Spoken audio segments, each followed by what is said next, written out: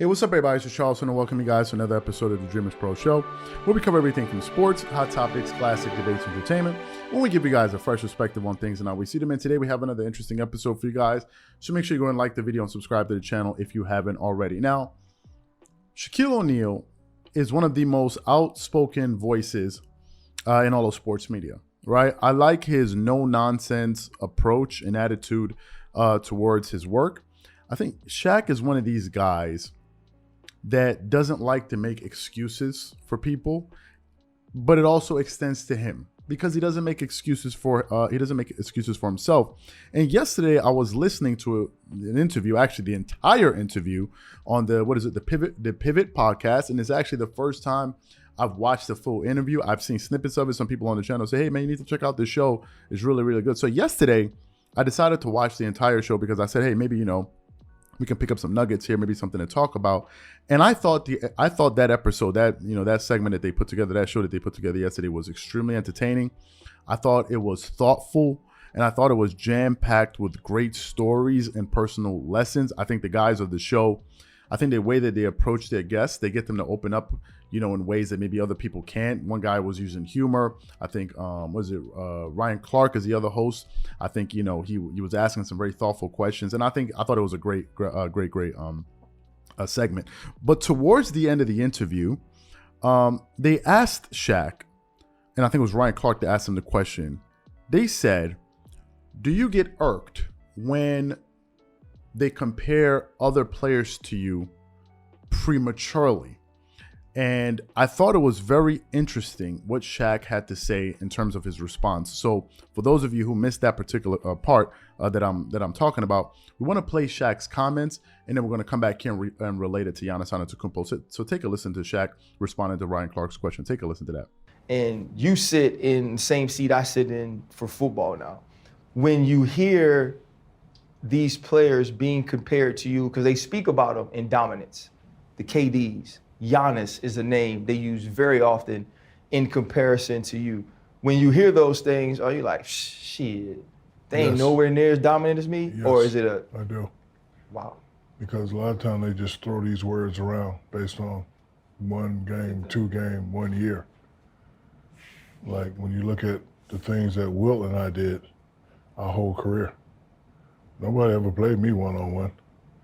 Like if I got played one-on-one and get 40, and then I come home, my father be like, "You should have played. You should have had 60.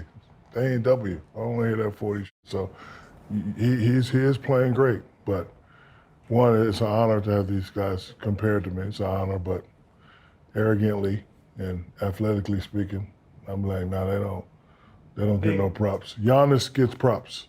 Everybody else, I don't want to hear no other names about what they doing, how to Embiid, all that. No. Giannis gets props. Because Giannis play. He play hard. He play strong. He don't care about the next guy. He not trying to leave his little ass city and go to a big city and get more props. I messes with Giannis. But big men ain't respected like that no more, Shaq. I gotta break it to you. They ain't. The big men ain't. Because they like to step out and shoot threes.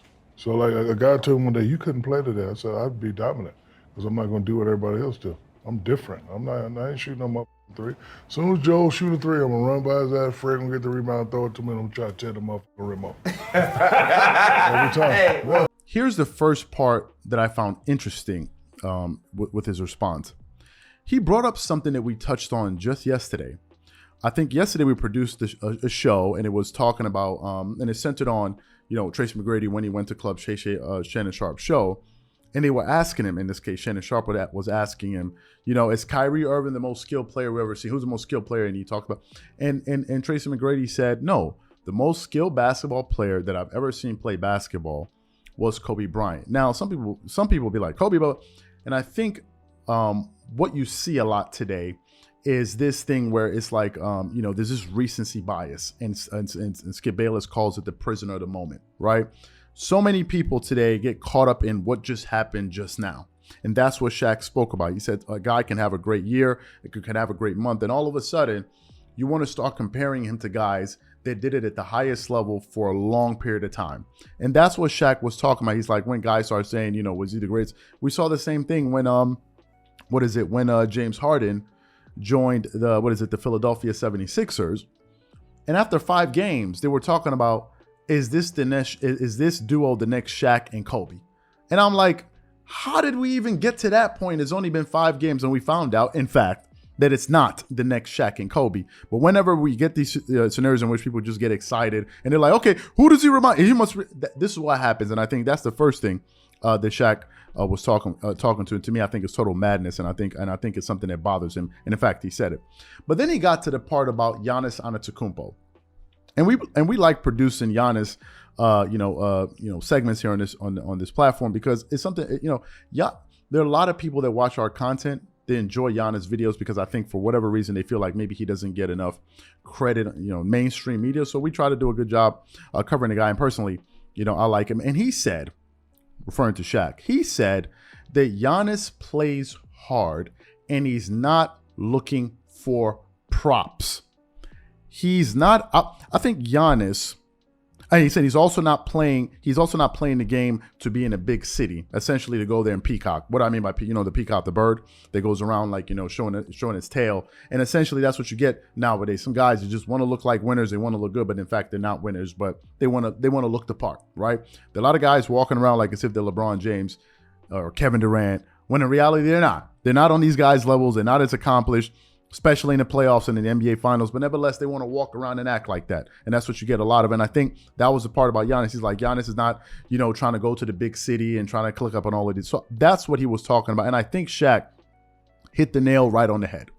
He is absolutely right about what he said. And I think it bothers some NBA players, if we're being honest about it. There's been a litany of comments from past and present players that have taken one shot at Giannis or the other. Last year, Giannis was going to run down and dunk the ball. Last one you heard was Charles Oakley. Giannis Antetokounmpo will be a bench player if he played in. There's always, Giannis is not skilled enough. It's always been one thing or another, with Giannis and a lot of NBA players, former and present, whether we want to admit it or not. And I think that what bothers them is that Giannis is like the adult in the room. I think in a lot of cases, we see some NBA players act like high school and college students. For being honest, it's all about who's in what clique, who's cool with who. And Giannis is like the dude in high school in the cafeteria is like, I don't care about sitting at the table with the cool kids. I'm cool right here being myself. Whoever likes me can come and sit at the table with me. But if y'all think these are the cool kids, they can be over there. I have no problem being here by myself. And that's exactly what Shaq was alluding to. He's playing in a market that's not one of the most desirable markets, if we're just being honest. Most guys want to go to LA. Most guys want to go to Florida. Most guys want to go to New York. They want to go to the big markets. I've even heard that one of the reasons Zion Williamson is not happy with the New Orleans Pelicans because he doesn't want to play in New Orleans. He wants to go play in New York. Most guys want to be in a big city. And Giannis is like, this is not what I'm about. I didn't come to the NBA to play in the big city. When Jordan came, he turned the Chicago Bulls into a dynasty in Chicago. Before he got there, they were a laughingstock. He made it a destination. And essentially, that's what Giannis is doing. And it bothers some people because he's not the prototypical NBA player that you go out there and see. He's just not. Giannis is a dude that is standing on his own 2 feet, and he's like, yo, y'all want to get with me? Y'all can come and get with me. It's one of the reasons why after he won the NBA championship, he said, I did it the right way. I'm not running around clicking it up and twerking it up. I'm doing it on my own. Meaning we did it the right way. We did it here. He said it was easy for me to go join 2 or 3 other stars and win a championship. He said that's easy, but this is the hard way. And I think that is something that rubs a lot of guys the wrong way. What you see is they're trying to normalize a lack of competitiveness in the NBA. That's what's happened. That is what's happened. And when you have a guy like this, that's a finals MVP, going out there and saying this, it makes them look bad, especially a guy that's quote unquote not skilled. Yeah, he may not be the most skilled basketball player, but he's certainly the most dominant. And I think we spend too much time, what's the word? We spend too much time, just like in total awe of skills and not enough time on results. We're sitting here just like, transfixed on, oh my God, did you see how skilled this guy is? Did you see this jump shot? Did you see his spin move? Did you see, but at the end, we're like, where's all of that leading to? Giannis is not the most skilled player in the NBA, but he's certainly one of the most accomplished players. So how did he do that? How can a guy that's not so skilled accomplish all of this, yet and still there's so many players out there that are way more skilled than Giannis that don't have half the accolades that he has? How's that possible? And it's the same thing with Shaq. Shaq was transfixed on being dominant.